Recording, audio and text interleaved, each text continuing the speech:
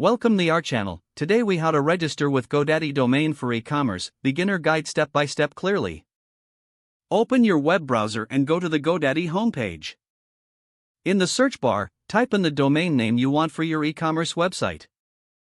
Click on the green search domain button.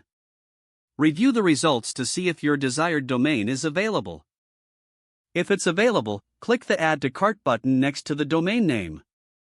If it's not available, consider the suggested alternatives or try a different name.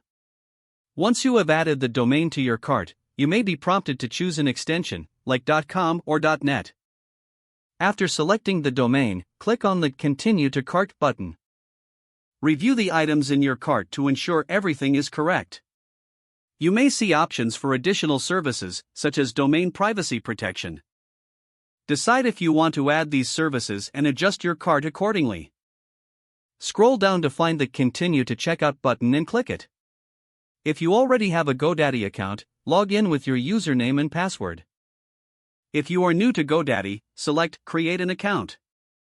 Fill in your personal details, including your name and email address. Choose a secure password and complete any required fields.